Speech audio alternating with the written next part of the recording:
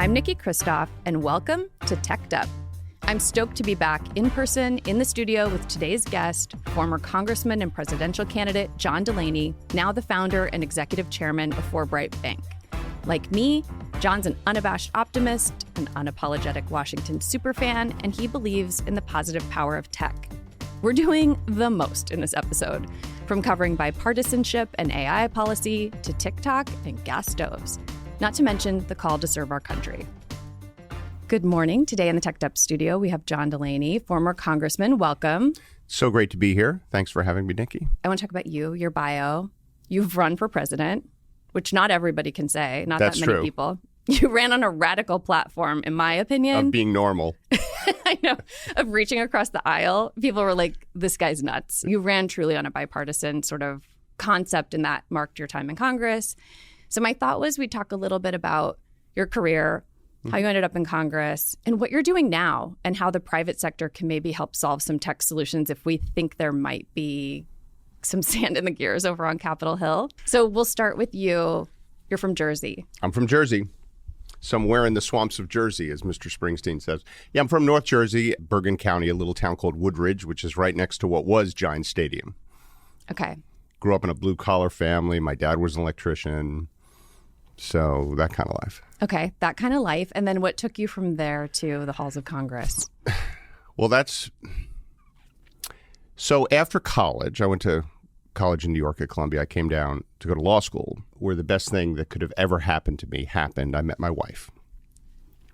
And I would describe her interest in moving back to the New York area as non-existent. So we stayed here in D.C. And I became an entrepreneur, started a couple of businesses, and, just always wanted to serve. I had kind of thought of my life as a third learning, a third earning, and a third serving. Wait, you thought about that? Yeah, I did think about that, actually. Okay. And I said, at some point, it would be great to serve. And, I look back and I wasn't really called to serve when I was young. And I sometimes wonder why that was the case, but I just wasn't. I was trying to figure out my life. But it's probably in my 30s, I started to think about I would really like to do public service at some point. And living in D.C. does that to you, I think, because so many people call this place a swamp, but you meet so many great people who come to D.C. for the right reason, to serve, to try to make a difference. Not every one of them falls into that category, but at least in my experience, having lived in this town, raised my family, raised my 4 daughters, I just think there's great people who were called for the right reason. And so I think it does inspire you at some level. I appreciate you saying that. I love Washington, D.C. Totally. So I lived in Silicon Valley for several years and moved back here partly because it's a diverse city. It's ideologically diverse by definition. It's international. It's got actually a middle class because the federal government's here. It's a beautiful city. It's a beautiful city. And, I think what people don't realize, and I'm a good example of this, because when I ran for Congress, having never worked on Capitol Hill, although my wife, who's a communications attorney, has been engaged, and she founded a nonprofit called Common Sense Media, co-founded it. She's been engaged more in public policy. But for me, going to Capitol Hill was a new experience. And I think what a lot of members of Congress don't realize, and a lot of people who think about Washington don't realize, is there's another Washington. It's not just what you see on C-SPAN, right? Or it's not just what you hear coming out of the White House. As you said, there's a wonderful, diverse community, people doing all kinds of interesting things like you're doing, living their lives, trying to make a difference, being part of the economy, part of the community, raising their family. And it's this wonderful other Washington. I think it's a great place to live. I agree. It's totally not the swamp. It's not the swamp at all. Actually, when I came back from Silicon Valley, I was at Sweet Green standing in line for lunch, and the person behind me was watching the Benghazi hearing on their phone. I thought, oh, I'm home. These are my people. Yeah. People paying attention. Okay, so you actually were working here, living here, having a life, and then decided to serve. So you represented Maryland. Yeah, so I graduated from law school. I practiced law for a year. Oh, see, we have that in common. That's what I was asking. We have that in common. And then when I was in law school, I kind of got this urge to be an entrepreneur. I was working at a small law firm while I was in school, and the partners were kind of part-time business people and part-time lawyers, and I got the entrepreneurial itch. So I started my first company a couple years out of law school, started that, took it public, ran it as a public company, sold it. Then I started another company, took that public, ran that as a public company. And then in what most of my friends describe as a significant midlife crisis, I decided to walk away from all of that and run for Congress. And that was 2012. So I was elected in 2012 to represent Maryland's 6th congressional district, which starts in Montgomery County right outside here, D.C., and goes all the way to Western Maryland. You and I actually know each other. We met, I don't know if you recall this, but you have been helping the Chamber of Commerce. Yeah, you did a great interview. Thank you. You're one of the commissioners of their AI study. They've been going all around the country. Honestly, in my opinion, doing a great job talking to a huge variety of stakeholders, not just industry and businesses, but academics and ethicists. And you are one of the 2 commissioners leading this with a report to come out soon. And that's how we met, because you were interested in tech and AI during your time in Congress. So I'm curious, one, if you think that the dynamics in Congress have changed. So our last guest was Senator Mark Warner, and he said tech issues aren't really left-right, they're future-past. And I don't know if you agree with that, if you have thoughts on it. Well, Mark's a good friend of mine, so I generally will always publicly agree with what Mark says. And I must say, when I was deciding whether to run for office or not, I had a lot of conversations with Mark about that. And I remember him telling me, well, how will you feel at the end of your life if you didn't do it? It's actually very good advice. Yeah, so I did found the Artificial Intelligence Caucus in the House of Representatives, which was kind of a joke at the time. Whenever you use intelligence and you attach it to the House of Representatives, you open yourself up for a lot of comedy. Romper room over there. But look, it was my view that AI, machine learning, whatever you want to call it, is reshaping every aspect of our economic systems, our kind of cultural systems. And there was no place in Congress, and this became really clear at the first hearing that I think any of the social media companies ever testified at, when Facebook was testifying. And it was clear the U.S. senators didn't even know the first question to ask them. I mean, the just disconnect between where the technology was going, how fast it was going, and policymakers' ability to put aside regulate it, even understand it, was so limited that there needed to be a place in the Congress where lawmakers convene with outside experts and start trying to get smart on these things. So we found, myself and a then Congressman from Texas, Pete Olson, we founded the AI caucus and started doing that. I think the sophistication of both the staff and the members has gotten really high, especially keeping in mind they're not just there to regulate tech, but they're dealing with adding to NATO and our supply chain issues and cross-strait relations in China. So they have, I think sometimes there's this idea, especially in Silicon Valley, of like, they can't figure it out, but they're actually just super busy. Yeah, there's other things. I mean, I think people in Silicon Valley kind of think they're the center of the universe. For sure. And they're important, but they're not everything. And yeah, members of Congress are busy. And what happens in Congress, and you know this, members get areas of expertise. You know, some people focus on infrastructure a lot, or education, or healthcare. I mean, these are huge, complex issues. And the same thing with technology policy. Someone like Senator Warner, who was in the technology business in the private sector, has a natural background for these issues. So you tend to gravitate either to what you're interested in or what you have some understanding of. So there needs to be more of that. But I think you're right. I think the learning curve, they're starting to move up it. And they're starting to get more sophisticated on these issues, and that's a good thing. And I think the AI caucus that we started contributed to that. Now it's one of the biggest caucuses in the Congress, and it was six years ago. I guess we started it 7 years ago. It was hard to get people to join it. That's so it really shows you how it's changed. Yeah. Yeah. And it's such a buzzword right now. The computing power has just grown exponentially, obviously, and that's enabled all this stuff. And it's going to continue. Yeah. None of us really know exactly where it's going. I'm glad they're paying attention to it. I think this is a huge national security issue for us too, an economic issue, obviously, a bias issue. So you have a lot of experience in AI.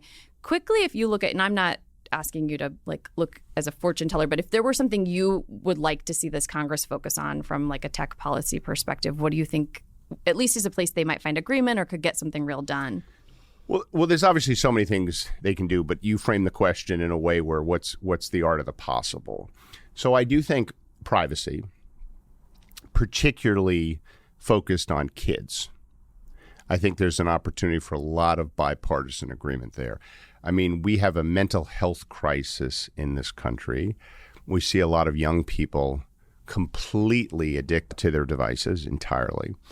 And I think all of us Democrats and Republicans believe kids need a greater level of protection until they're ready to make some of these decisions for themselves. And adults make bad decisions about this stuff all the time, but they're adults and they have the freedom to do that. But I think we all think kids deserve some basic measures of protections and privacy, how you can track them, how you can target them, what you can do with their data.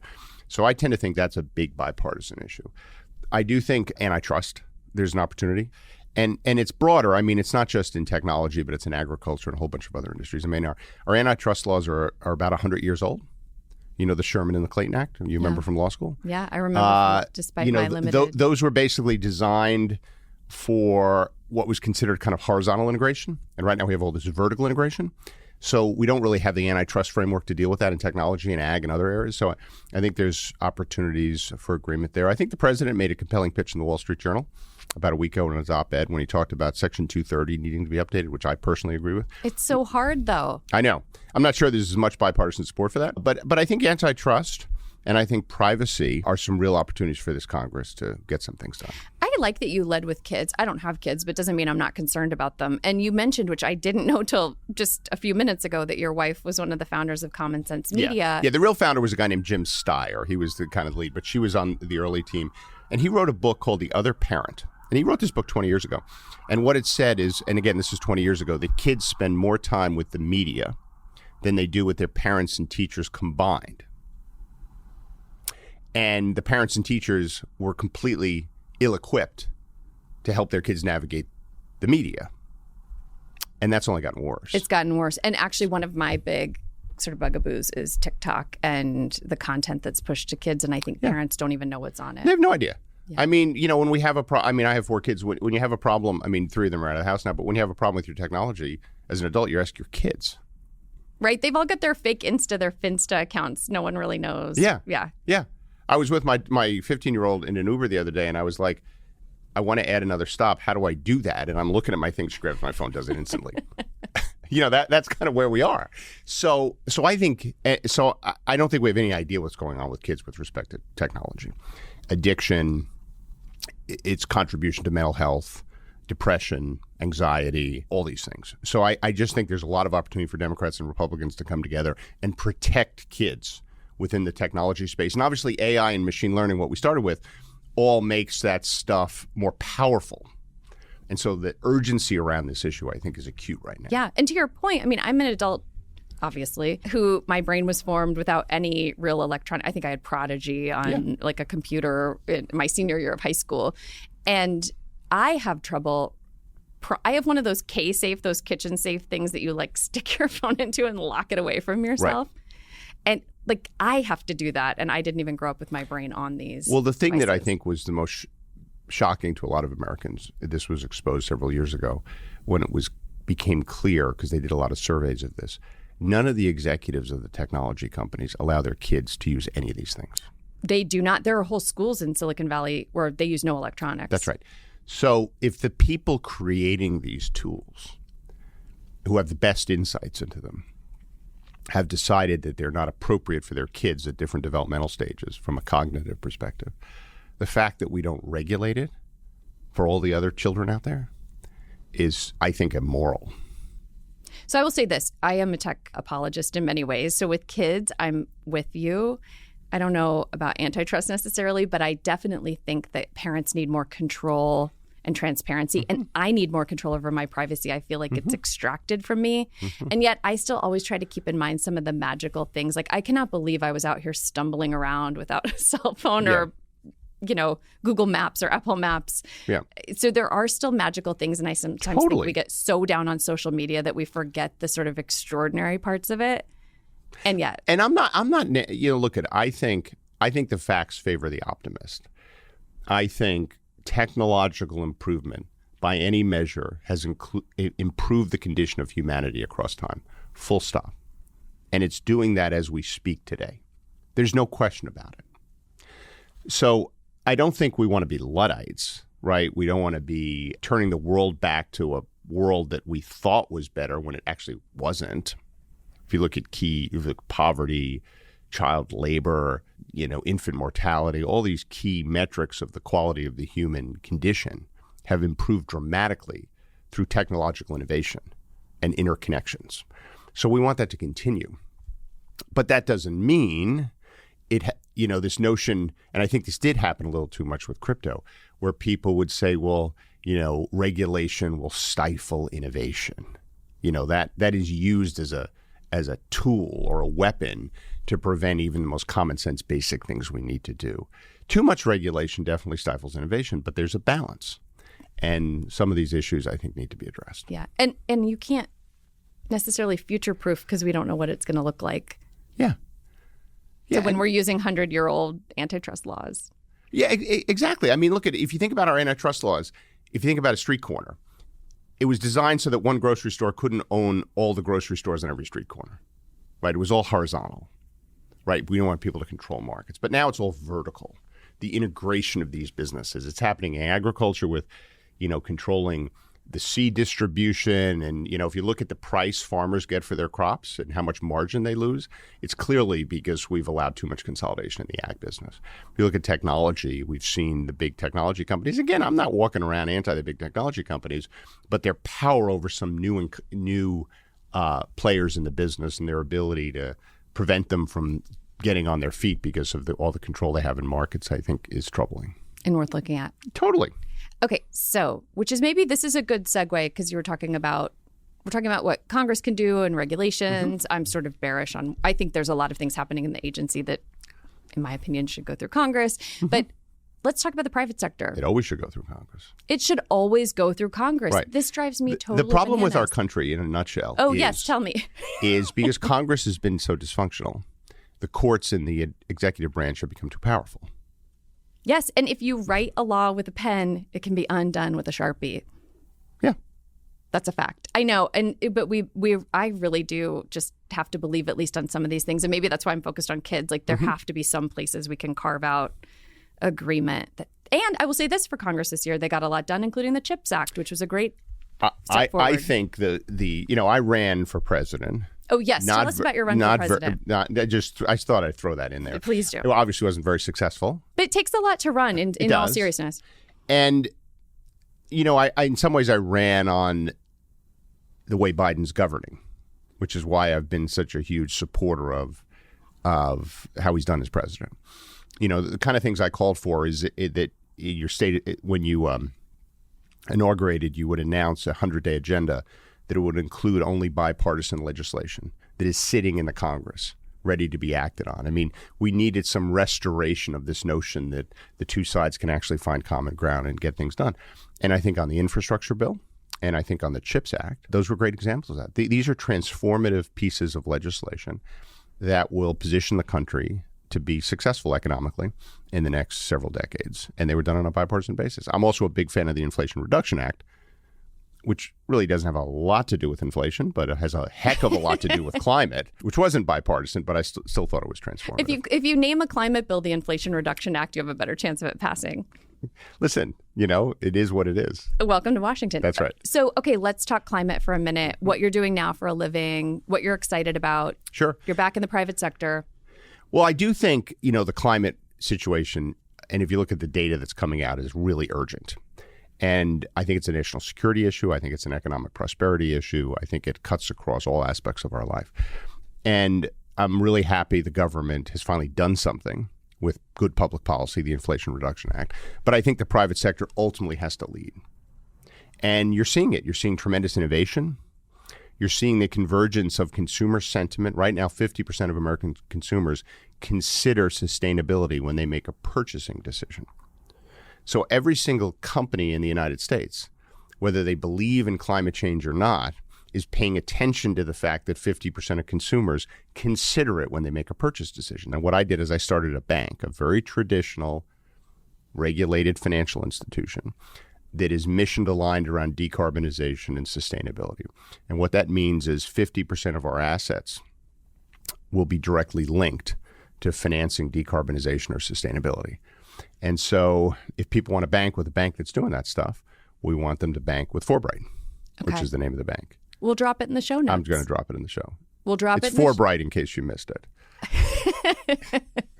We'll drop it in so people can see it. I think I agree with you. I think especially young people, there's such a sense of so people really knock Gen Z, but I have a lot of Gen Z people that I work with and around, and they are extremely active, engaged, and focused on this issue. They're against fast fashion. It's not just like straws. I mean, they are really thinking about this in a holistic way around how they live their lives. And it's everything. It's not, people tend to think of it, of course, it's fossil fuels. And I think we need to get off fossil fuels. I mean, we can't get off fossil fuels right away. We have to have an energy transition. But we need to get off them because they contribute to climate change. We also need to get off them because we're going to run out of them one day. Right. I mean, I'm very pro-nuclear energy. But totally. Back in the day, though, 15... We've had failed nuclear policy. We have. And 15 years ago, I worked for Frank Luntz, who's a Republican pollster. We ran all these focus groups, and we were trying to get voters in Vermont to be okay with having nuclear power in Vermont, and they did not want it. And I think to our great detriment. Well, balancing environmental regulations on the natural world with environmental progress with respect to climate is difficult. And I don't think we've struck the right balance, because here's the example you talk about. Nuclear is is the perfect example, which is because of NIMBYs, not in my backyard, and because of concerns about nuclear waste, which are legitimate. But I'd much rather deal with the nuclear waste problem than the climate problem. It's spent nuclear fuel. That's right. Spent nuclear That's what we used to call it. Sorry, continue. I'm joking. No, you're right. But because of those concerns, Germany basically closed down all their nuclear power plants. I mean, it's ridiculous. Similarly, we have this fabulous infrastructure legislation, and a lot of the infrastructure we're going to build is going to be sustainable infrastructure. But it takes so long to get things approved. We need, and a lot of that is because of environmental concerns, which I get. But we have to figure out ways of accelerating things, fast-tracking things, et cetera. So we've got to do a better job balancing our concern for the natural world with making progress against climate. Yeah, I agree with that. And actually, I was sort of joking, but there is a PR problem around nuclear. But I also think this is maybe the contrarian in me. I'm not a fan of electric vehicles that just plug into a dirty grid and have unrecyclable batteries. That's right. But one day the grid hopefully won't be dirty. And if all the vehicles are electric, then that will be transformative, right? Because let's say we were able to get the grid to be based on renewables. Right. If we don't transition off gas-powered cars, then we haven't fully solved the problem. Yeah. And what we will not talk about today is gas stoves. We will not talk. I like my gas stove. I like my gas stove, I like to too. cook. I don't even cook, and I like my gas stove. Yeah. I don't want to be bossed around. That's right. But we have bigger fish to fry, I think, with the climate. So, okay, yes. What's a bigger fish? Like, there's an example of the climate stuff. 7% of the world's CO2 comes from cement. If the cement industry were its own country, it would be the third largest emitter of CO2 in the world. No one knows that. Right. Some people do. I mean, obviously cement people do. There's at least 4 people in this room who now know it. So, but there's all these entrepreneurs out there basically developing low carbon cement. And it'll work. There's technology companies that are coming up with very small chips that they embed in cement. Because one of the reasons why cement produces so much CO2 is when they're making it, they put materials in that produce a lot of CO2 in the mining of them, and they never know the exact right number to put in, and they want the cement to be strong, so they put too much of it in. Mm-hmm. So there's technology companies who are coming up with effectively particles that are embedded in cement that tell you exactly how much you're mixing into the cement so that you can make it strong enough but not too strong, which lowers its cost and reduces its CO2 footprint. But these are some of the things that are happening with innovation as it relates to decarbonization. I think every big industry of this country, manufacturing, agriculture, building, transportation, and the energy industry are going to be completely transformed in the next several decades. And I personally think it's the biggest business opportunity we've seen in our generation. Some of the most valuable companies in the world are going to get created by this movement, which is why we think they need a bank. So I didn't know that about carbon and cement, but I do know that cement, the business, has extremely low margins, like razor thin. So I think that's another, maybe also what you're working on. When you can make it cheaper. Right. You have to make it cheaper because it's actually it's not an easy business. But we need it. Right. I mean, if you think about the developing world, in 1960, I think 60% of the world lived in abject poverty. Today, that number is 10%. So anyone who tells you the world hasn't gotten better, you just give them that one statistic. But if you think about what's happened when people move from abject poverty to some kind of standard of living other than that, they consume more. They have a house, they have a place to live in.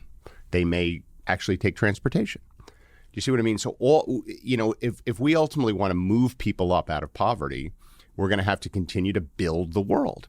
And the developing world is going to do what we've done the last 100 years, which is build all this stuff. So we've got to be very focused on making sure that we do that in a more sustainable way. And we can't ask them to spend, do it if it's much more expensive, which is why the innovation has to be focused on not only making it more sustainable, but driving down cost. Making it affordable. I am for all of this. Yeah. Do you have any last thought you want to end on? You said something about what the facts are. I can't remember. It was really good. The facts favor the optimist. The facts favor the optimist. Maybe we end on that. I think they do. I think they do too. I think we're settling in, I don't want to call it industrial policy because that sounds very Soviet Union-ish. But I do think the private sector and the government and leaders are settling on kind of an industrial policy in this country that's going to focus on reshoring, bringing back industries, spreading economic growth, not just to the big cities, but to other parts of the country, and focused on decarbonization. And I think that's going to usher in a terrific next couple of decades for the United States. Yeah, I'm for it.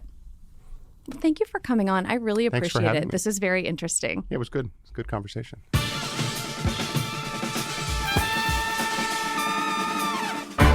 Tune in next week to hear from our guest, the whip-smart Denise Jung, as we explore the metaverse. Denise spends actual time in the actual metaverse right now as part of her job at Accenture. She makes the case for this immersive virtual experience, and I'm just about convinced. As always, thanks for listening and subscribing.